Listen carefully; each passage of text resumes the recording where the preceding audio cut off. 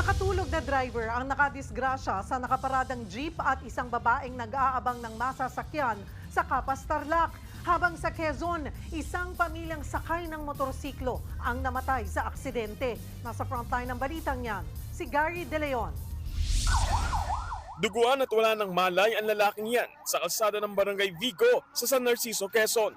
Dahan-dahan siyang isinakay sa stretcher para dalhin sa ospital. Base sa investigasyon, rider ang biktima. Overloaded ang kanyang motorsiklo dahil backride niya ang kanyang misis at dalawang menor de edad na kapatid.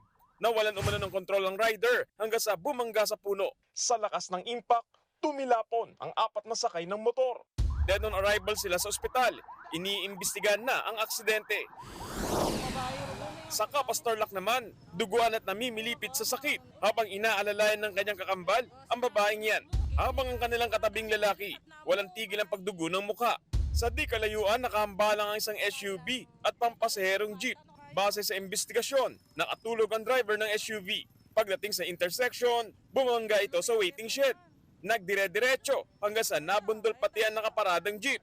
Dinala sa ospital ng 3 sugatan, kabilang ang babaeng nabangga sa waiting shed. Sa huli, nagkaareglo ang magkabilang panig. Nagbabalita mula sa frontline, Gary De Leon, News 5. Mga kapatid, Cheryl Cosim po, huwag maging huli at maging una sa lahat sa balitaan.